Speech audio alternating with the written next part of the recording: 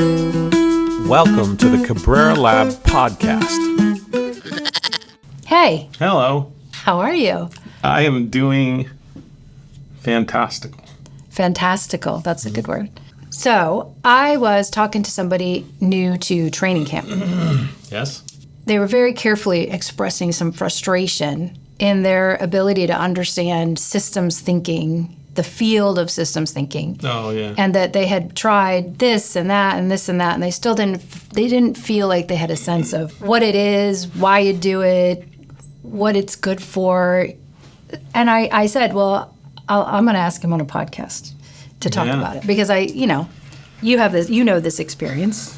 Yeah, that's a very common refrain of people that have tried to gain access to the world of systems thinking. I think we hear it all the time, actually. Yeah. I mean, for 30 years, we've heard similar things. It's a little complex, an answer or the answer. Or your thoughts. My thoughts, yeah. I guess the first distinction I would make is intention and action. Okay. Right. So I think that everyone in the field of systems thinking has good intentions. They intend well. They want to expand the way we approach things to be more systemic. So their intentions are in the right place. Mm-hmm. It usually comes down to their action and the specificity with which, or the focus with which they have a methodology for achieving what their intentions are. Right. Does that make any sense? Yes, but just to say it back to you a little bit. So when I was not like you, I did not start out early in the field of systems thinking. Mm-hmm. I only learned of systems thinking when our paths crossed. And I remember when I was trying to figure out what is it, what does it mean. I remember reading volumes and volumes of different systems methods. Yes. Exactly. Methodologies. And then from there, I understood those things individually and in their context, but I still didn't have a sense of what systems thinking as a field really was trying to do, or there was no clear agreement. Yeah. So the general, if you kind of go to the historical origins of it, it usually has to do with folks are being too linear, X causes Y kind of linearity, too, sometimes the word is reductionistic in their thinking, too reductionistic, not reductionistic, but too much reductionism, not enough holism. So it's a balance of the two. So the original goal of systems thinking was to kind of expand our thinking globally, like our scientific thinking and also just our everyday thinking, to be more systemic, to be more, I say more holistic, but not holistic. More holistic meaning less too much reductionism. Right. And I know that's kind of weird language, but it's not that there's something wrong with reductionism or wrong with holism. It's that there's something wrong with too much reductionism or too much holism. Right. Now, the problem is a lot of people never got that distinction, even some of the early folks like Bertalanffy. And so what they did was they became anti-reductionists, right? Mm-hmm. And they said, well, we're holists. And to this day, if you Google systems thinking, one of the number one things that it'll tell you that systems thinking is holism, not reductionism, which is flat out wrong. Meaning you see the whole thing. You don't. No, meaning you only see the whole. Right. You don't see the constituent. You don't parts. look at the parts. Right. And that's not only is that wrong, it's absurd. It's patently absurd. There's no way that you're going to understand the whole without understanding the parts. Right. And there's no way you're going to understand the parts without understanding the whole. So you need those two things to be in balance. Right. Right? To understand the forest, you have to understand the trees. And to understand the trees, you kind of have to understand the forest. Right? So it's forest and trees, not forest or trees. Right. Because that's how reality is. Because that's how reality is, right? Like, so that, it sounds crazy, but that little mistake, that lack of distinction making, plagues systems thinking to this day. And as a result, many of the methodologies go off the rails. The other thing, meaning they just head to holism, and they're anti-reductionism, right? Mm-hmm. And in that sense, it's almost a little bit like our political landscape. It's like we are constantly rejecting the other instead of finding a nice balance of like, let's like have agency and accountability and things like that, and smallish government, and also let's take care of people and have a safety net that's Find reasonable, right? Yeah. Like let's do both of those things. Yeah. That's a good society, right? Mm-hmm. I think systems thinking has succumbed to that kind of polarization. So, okay. I think that's one aspect of it. I guess the other aspect of it would be that as a result of going in that holist direction, they kind of rejected science as a methodology for accomplishing their intention, their good intention. And, whenever you reject science, real science, not academic science, not academia, but real science, mm-hmm. that's kind of a bad starting point. Like you're destined for failure if you reject, the fundamental essential processes of science, because science is just cool. Science is cool. And it works. Yeah. Like if, again, distinguishing between science and academia, because academia is a profession that games the system, and science is a set of principles that govern how we do things. Right. And those couldn't in many ways be more different. Right. Well, so thinking about the original question this person posed and me knowing your history, go from where you started, where you had a very similar experience to this person in training camp. Walk us through how you got from that to where you are now, and how would you now explain it to a new person? Well, I wouldn't explain all the history, and I wouldn't explain all the methodologies, because none of the methodologies that you will get exposed to when you first Google or look up systems thinking, most of what you'll get exposed to has no validity whatsoever. And we have valid studies that show that. So it's a little bit, the way that I would say it is, it's a little bit like the Wild West. It's like the probability that you're going to get sold snake oil is extremely high. And that's very frustrating for people. And it's probably one of the things that frustrates me most about the field, is that a new person to the field who simply wants to make their life better, who wants to be able to do something capably and develop a competency, what I call it, can do. They can do something, right, that they couldn't do before. They don't want to know the history so that they can talk about it at cocktail parties and name drop Bertalanffy and Bogdanov and all these different people. Yeah. What they want to do is be able to do something that they couldn't do. Yeah. And I think, like the Wild West, the probability of you getting sold snake oil is extremely high. The probability of you getting some elixir that doesn't do anything. Doesn't actually fix it. That doesn't actually teach you anything or get you anywhere or get you the ability to do something that other people can't do or that you couldn't do before. Yeah. The probability is very high. And we have a lot of people in training camp and a lot of our case studies show, people went to this place or that place and, famous places in systems thinking, tried stuff, got absolutely nowhere, and then came to training camp and they were like, oh my God, this is actually not only really simple, like really simple, but really effective, and I can do things that I couldn't do, which is, to me, should be the measure. Yeah. But where we typically start is for you to understand systems thinking, you newbie, you're coming new to it. You've got to read this and that, and it's all about reading. And I just think it's all about doing. It's all about practicing and doing. Like if you're going to play basketball, I'm not going to start you off with reading a book on basketball. No. I'm not going to start you off with reading the history of music in order for you to learn to play the guitar. Yeah. I'm going to get you practicing how to tune a guitar and then how to, do some chords. Right.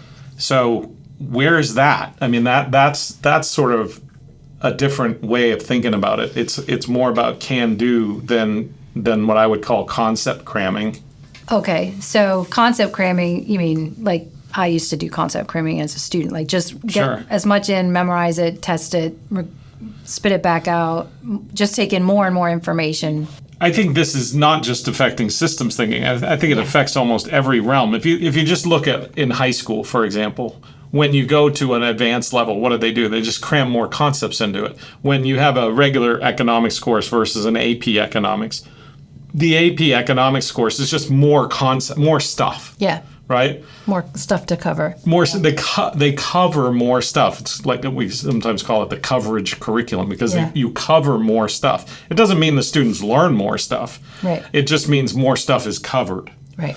And I think this idea of concept cramming, where, take the PhD, for example, you concept cram for 3 years. Yeah. Right? That's just part of the hazing of doing a PhD. So we have this wrong mental model of how actual skills are formed. And the science tells us exactly how to build skills. The science is really clear that practice, repetition, burning the neurons is the best way to create skills. And if we want expertise, the science tells us that the way to build true expertise is to practice the fundamentals, the basics, and get really, really good at the basics. I've said this many times before, like, if you want to get good at basketball, practice dribbling, practice shooting, practice passing, then practice mixing them up. Right. So I think we're just so misguided in the way that we develop people in any realm towards expertise and the ability to do things differently. We tend to think that this concept cramming is the path, right? And it's not. It doesn't. Knowing something, it really isn't about what you know. It's about what you can do. Yeah, no, I get that. So if you were thinking about sitting down with this lovely person in training camp who's struggling, and you could save this person all of those years of your own frustration and everything you read and learned and had to do, as part of your doctoral research, right? And this person said, what do I need to know? You don't need to know anything. You need to practice the 6 moves. That's what the research shows, Like, if you want to understand why the field of systems thinking is so misguided, in terms of what you're going to experience when you go out and search, right? That's a different thing. If you want to get good at systems thinking, practice the 6 moves. But the 6 moves come out of my frustration with exactly the problem they have, which is I went out and I looked, and it's kind of like this, it's like, so I went and looked and they said, okay, systems thinking is this and this and this and all the usual suspects, right? All the snake oil. It's system dynamics, it's soft systems methodology, it's critical systems thinking, critical systems heuristics, it's general systems theory. It's all these different things. And you know what? In order to understand it, all you have to do is read for the next 15 years of your life. Right? And figure out what all these people say. And don't look underneath, because what you'll see underneath is none of these things have barely any evidence. And in most cases, zero evidence. And in a very few cases, barely any evidence. Like, I mean, that's factual. Right. So what I did was I looked at, okay, well, I did all the reading, and I wish I'll never get that time back. But what I looked for is, well, what are the patterns across them? And what you find when you get at these patterns, what are the patterns that connect? Gregory Bateson said, what are the patterns that connect? A very important concept, right? What are the patterns that connect across? Right? Don't get stuck on what all these things are. Look for what are the patterns that connect them all. Why are all these people in the same tent? Right. What are they here for? Right? And what you find when you do that is, well, there's 4 patterns that connect. We make distinctions. We take perspectives. I got to get a little one here. We make distinctions. We take perspectives. We make part whole systems. That's the reductionism holism. And we make relationships. Right. And so we call that DSRP. But even that is a little too abstract for people. Yeah. So over the last 35 years, what we've found is the thing that actually works the most in terms of developing skills are 6 moves. Yes. That come out of DSRP, right? And so those 6 moves are the things that it's the dribbling, passing, and shooting of basketball. Right. It's those things for systems thinking. And if you practice those 6 moves, you're just going to get good at doing systems thinking. Right. You might not be able to cite Bertalanffy chapter and verse at dinner parties, but you'll actually be able to do things that other people don't or can't do. Yes, and if you were to, so just building off of this. Yeah. So these 4 things are the things that connect across all of these systems, methods, or frameworks, or field, whatever you want to call those. There's 4 things that connect, and then each one of these things has a corollary move, which is the way that you develop this skill. Like if I want to get better at distinction making, I'm going to do the is, it's not move. Exactly. So when somebody says to you, what does it mean to be a systems thinker? It means you're good at this. You're good at DSRP, basically. That's what it means. Yes. And to put it in just a slightly wider context, when because people ask me this all the time, just what is systems thinking? I try to remind people that it's knowing how they're understanding things, right? How they're building mental models, they're making distinctions, they're building systems, they're looking at relationships. I think that's a huge part of it, being aware of the mental models you're building. But really what it really is because of your awareness of your mental models, you're better able to align with reality. So what that translates to is what we typically think of as smart. Yes. You get smart. And by smart, I don't mean high IQ or lots of degrees after your name. I mean you are able to adapt to the reality on the ground of any situation that you're in. Yes. Your thinking is adaptive and fluid enough and creative enough and systemic enough that you can capture what is really going on in reality in a way that other people can't. Yes. And then adapt to it. And then adapt as a result of that, because your mental models are in alignment with reality. So just understanding your mental models isn't enough. That's the starting point. But understanding your mental models so that you can get a clearer picture of what's going on the ground. I mean, this really is informed by my experiences as a mountaineer. Like at the end of the day, it doesn't matter what you think. What matters? What matters? I mean, it's weird because we call it systems thinking, so it's all about the thinking. But your thinking's kind of like not at all what matters. What matters is reality. Because that's what you better learn really fast to deal with, or you're going to be in trouble. Yeah. And I mean, in the mountaineering sense, it could be real trouble, life or death kind of trouble. But, there's stakes to all this stuff, all this life stuff, all this adulting stuff. There's stakes. Yeah. And some of those stakes are high. Yeah. It might be, the stakes of conflict or the stakes of raising your children the wrong way, or the stakes of not making as much money, or the stakes of a project doesn't go as well as you wanted it to go, or the job you wanted you don't get the job that you wanted, or you don't get the things the goals that you set. But they're stakes. They're all stakes. Well, and I think really to think about that's the cost of being misaligned with reality. Those are the costs. And so when we talk about systems thinkers or systems thinking, we're talking about the ability to recognize your mental model as it is, bump it up against reality, and then be able to refine it to better align. And to me, that repetitive, iterative process is systems thinking. Yes. That absolutely ability to do that. I think that's what it actually is. This is what academics talk about, and there's no science inside of that. Now, there's another piece that's probably important to know, which is I'm going to run out of balls here, but we can put another bunch of stuff over here, and this is called system science. System sciences, we really should call them, but it's sometimes called system science or system sciences. And there's a bunch of them. Complexity science, chaos theory, nonlinear dynamics, network theory. There's a bunch of systems sciences. And these are very, very powerful tools. And I studied all of those as well, a ton, right? Very powerful tools.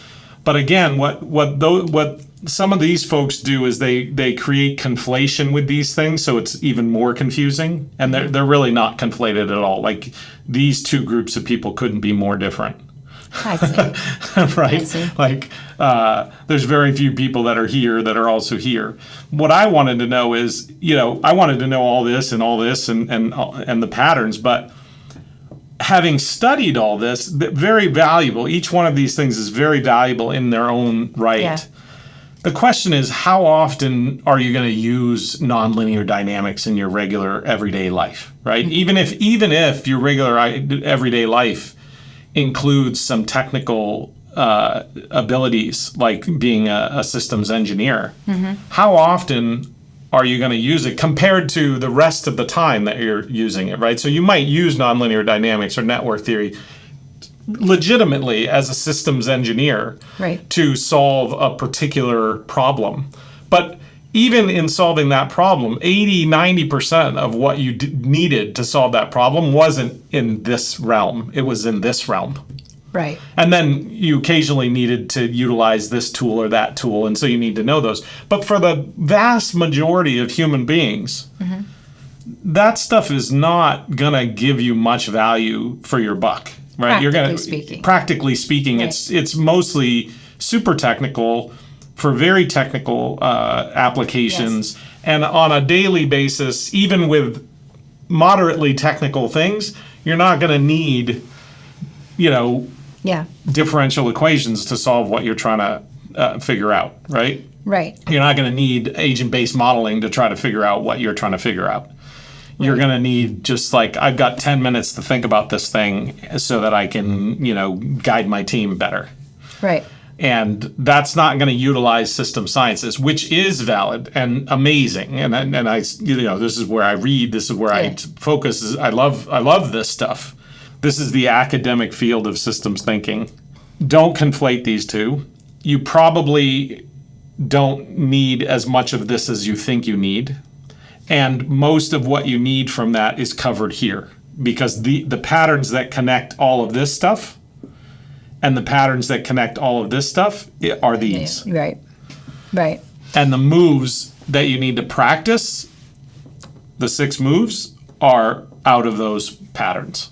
Right. And maybe this is a good time to swing back into, you started with, it's about what you can do. It's about competencies. It's about skills. Yeah. Right. So, you've got this sort of higher level system science, and you've got the field, the academic field. And then what you did in your doctoral research was reduced it to these 4 patterns that connect. Yep. So then when you started in the beginning and you sort of said your definition of systems thinking is about what you can do. Yeah. Maybe connect that to this, because I feel like you're getting more and more specific this way. If you can do the 6 moves, meaning like literally, quite literally, these are very simple, but it's really important for people to understand that just because something's simple doesn't mean it's not profound and expert level. Right. So for example, if I'm going to teach a 4-year-old how to play basketball, what am I going to start him with? I'm going to start him with dribbling. Right. I'm going to start him with passing. And then maybe, a little bit of shooting, but the net's lower and, stuff like that, right? Yeah. But I'm going to start with dribbling, passing, shooting. Okay, what is the NBA practicing all day long? Dribbling, passing, shooting, right? So dribbling, passing, shooting might sound real simple, but there's a really huge range in between that 4-year-old and Michael Jordan. Yes. But they're still working on the exact same fundamentals. Right. Right? Right. So when I say zoom in, the ability to take a thing and zoom in and see its parts, that might sound really simple, but we know from the research that 2.5 out of 10 people actually do it. Yes. So you might even be able to understand the importance of zooming in and zooming out in less than 10 seconds. Like just in the time that I've said zoom in, zoom out, you go, yeah, that's important. It's important to be able to zoom in. It's important to be able to zoom out. But when you get in a moment in reality where There's 10 people talking in a meeting. There's 20 different things being said. There's high stakes. There's emotional insecurity, right? Emotional intelligence is in operation, right? And there's all kinds of social pressures, and there's all kinds of confusion, and maybe even a little bit of conflict and some back dealings and things that you know about. Are you going in that moment when all that craziness is going on to have the clarity of practice to zoom in, zoom out, and see things that other people don't see? Right. Are you going to be able to take the different perspectives of a perspective circle, right? Right. Are you going to do that? Or are you going to get locked into, well, I don't really like Jack, and Jack is saying X, so I'm going to just disagree with X. Just because Jack's a jerk. Yeah. Right? So, and all of us have that emotion, but are you going to be aware, and are you going to be like, no, let's take this at face value. Jack's saying X. Is X the best path? Right. Or maybe X is one part of the best path, because what we tend to do is Jack says X, Bob says Y, Susie says Z, and we go, okay, is it X, Y, or Z? Well, maybe it's X, Y, and Z. Yeah.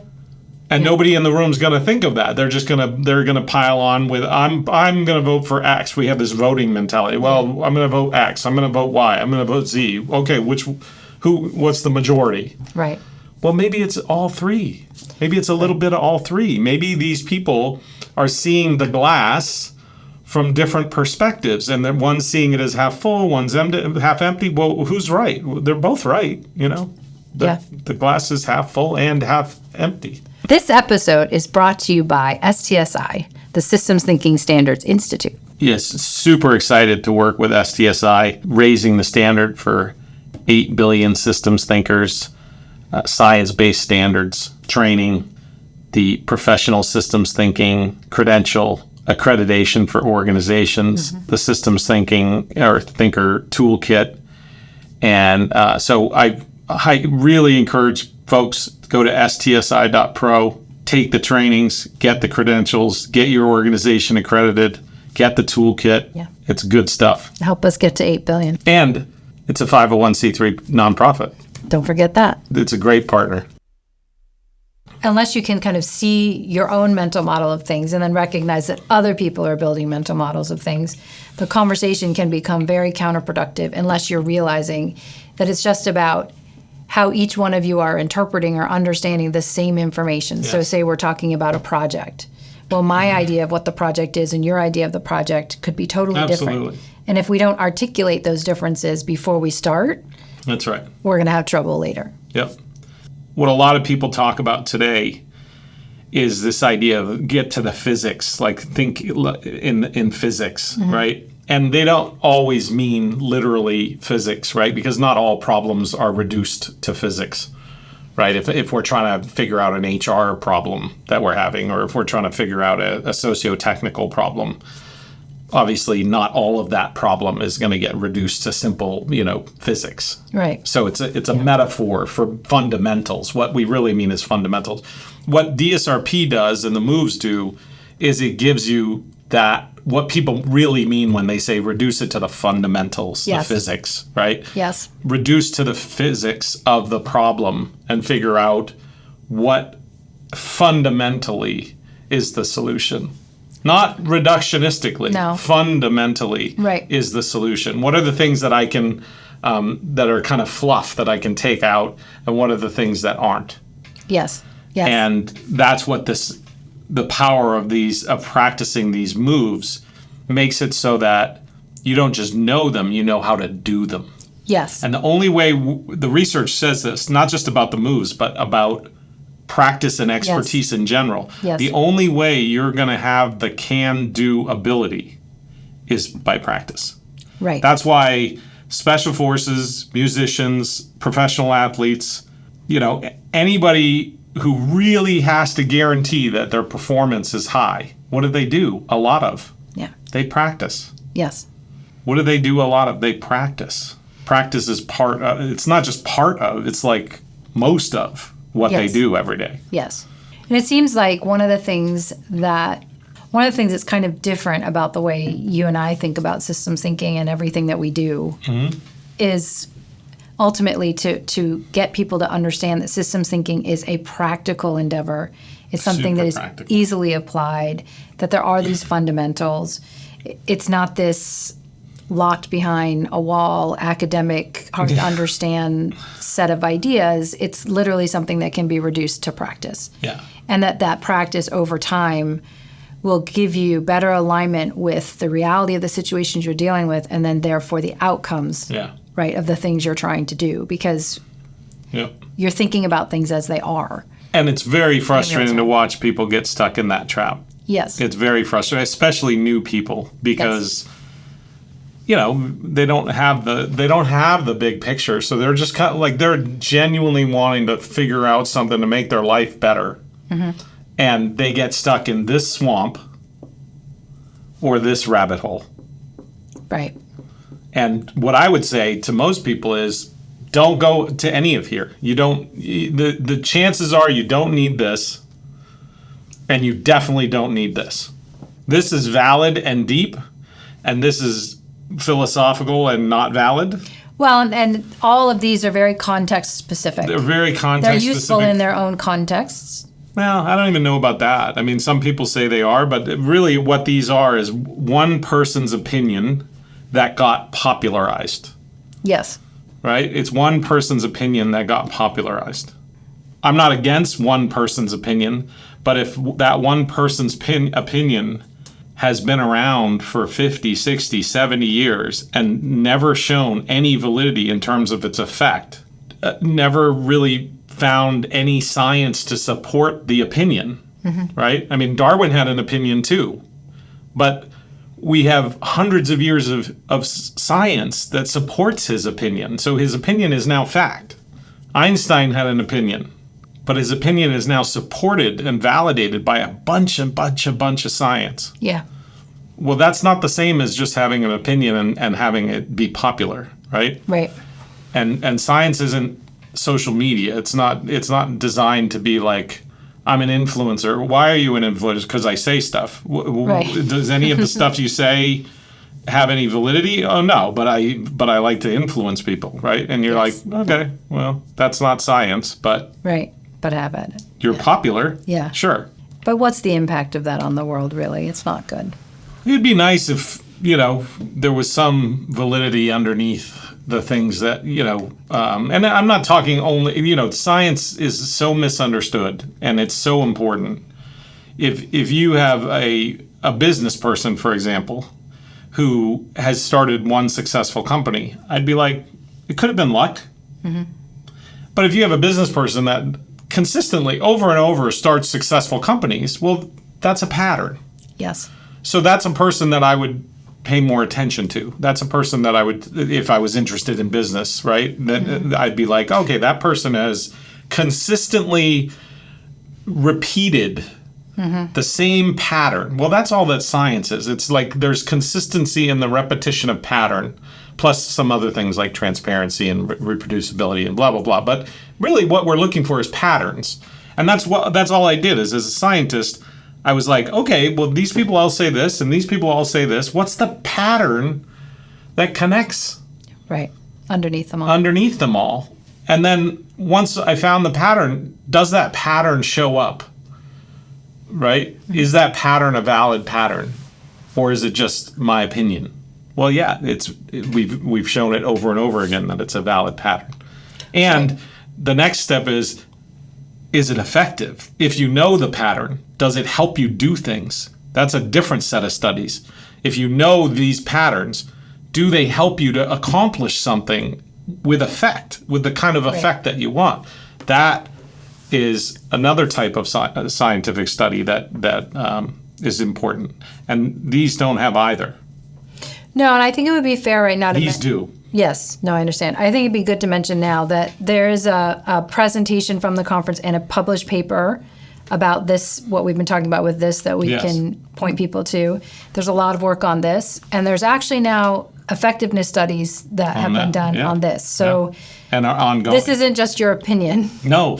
There's a long history of valid, rigorous research that's built this And there's a crap ton of studies over here in all. That's a technical term. That's a lot. There's a lot of great studies about all these things over here. These are some of the most amazing theories and science that we have today. Mm-hmm. But again, does the average person need to go explore that?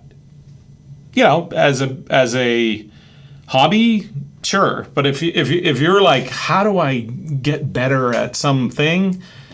That is a rabbit hole that is technical and amazing and wonderful.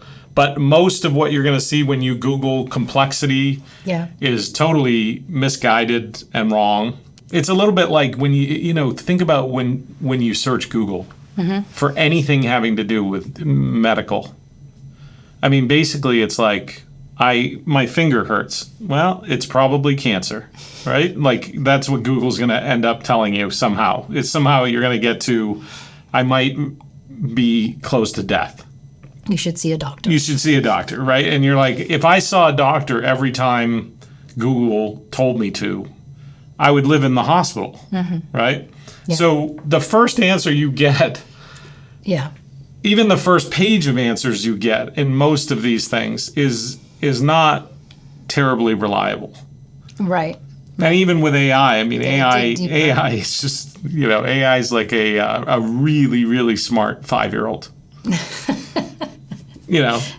Keep that in. Like chock full of information and no logic and no life experience. And they're just, it's like the kid on what was that movie? Jerry Maguire. Yes. Remember that cute little kid that just was like full of information? Yep. That's AI. So you should rewatch that. It was a good. Especially with the kids. Let me save you 35 years of pain and suffering and just like cut to the chase. Don't buy into the snake oil. Practice moves. The 6 moves. And when you learn the 6 moves, they're so basic. Like it's kind of like if you went to I always think of like a Western town and you're like, I got a headache. And they're like, well, I got this cobra juice, or whatever.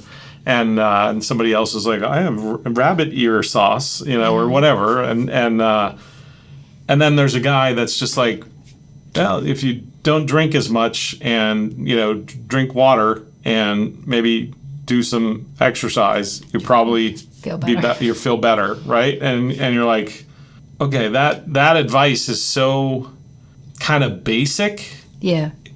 It's hard to imagine it's wrong. Right. Yeah. And by the way, there's a bunch of studies that show that it's right. But that aside, the snake oil stuff, I mean, quite literally, bottles of like snake oil.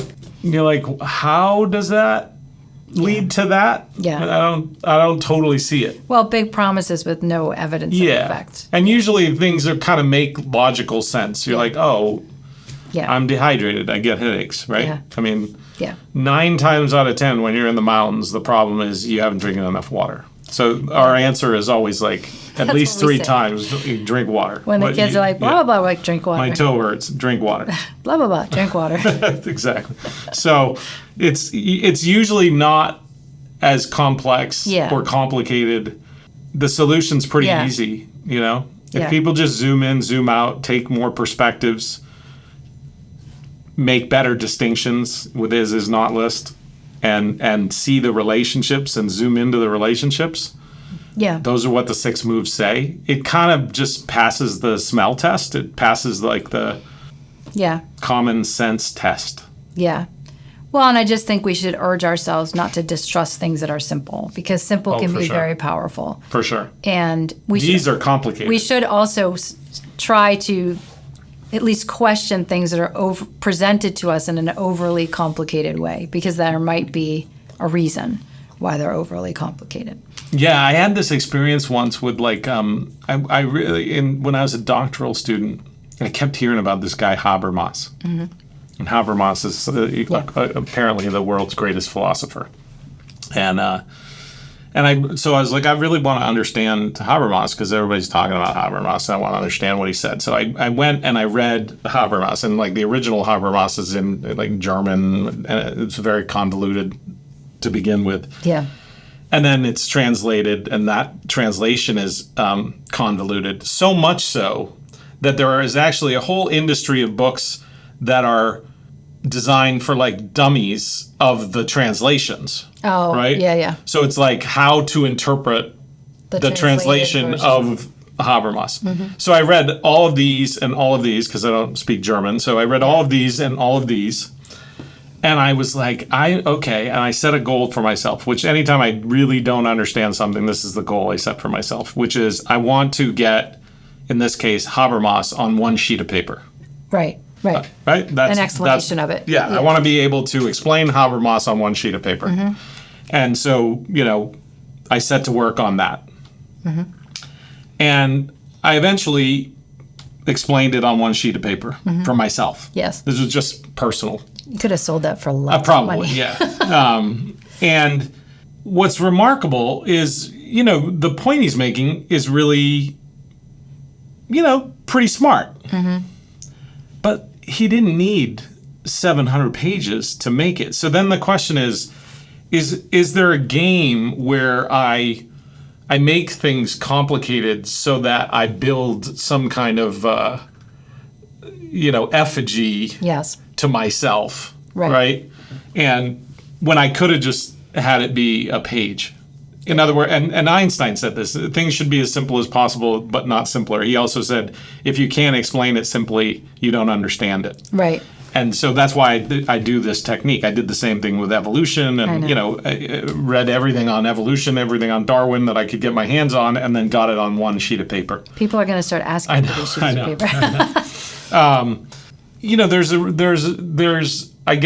There's a tendency in academia to think that if we overcomplicate things, it's almost like lawyers, right? Why don't we use regular, everyday, common speech in the law? Well, because then you wouldn't have a barrier to entry, right? You wouldn't need a lawyer because you could just speak regular English, right? So there's this barrier to entry in academia, which is not the goal of science. Science is supposed to be available to anyone. Yes. Anyone. Doesn't matter if you have a PhD, doesn't matter if you're in the club, doesn't matter if you speak the language. You can start doing science.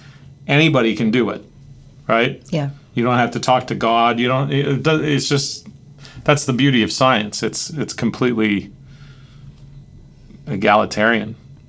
Yes, and it's in a mindset that's available to anybody. Yeah. So anyway, I think I distrust it when people make things more complicated than it needs to be. Right. Simplicity is actually trustable.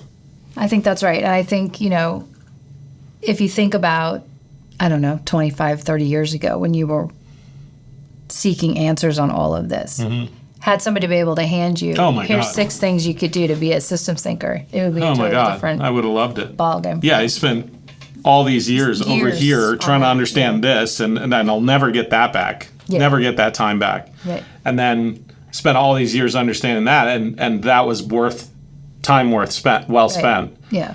But how much does a regular average person use this stuff on a regular average day? Right. Very, very little. Right. I think you could save yourself a lot of time and headache if the goal is to be able to do stuff. Yes. To have skills that you don't have. Yes. Or that others don't have. Well, and that enable you to handle any of the things that... Yeah, to handle life better. All different parts of life. If that's the goal, you can skip all this. Yeah. Because, again, this is a swamp and this is a rabbit hole. Right. And what we want to do is reduce it to practice. Yeah. Things you can do. Yeah. Right. I think that's what most folks need and want in their life. Yes. Especially as life gets faster and more complex. They don't just want it, they need it to be able to deal with just everyday life. I mean, I say this all the time, but it's like, just look at, if you're raising kids, that's complex. If you're raising kids in this age with phones and social media and the drugs and the different kinds of complexity of the drugs and the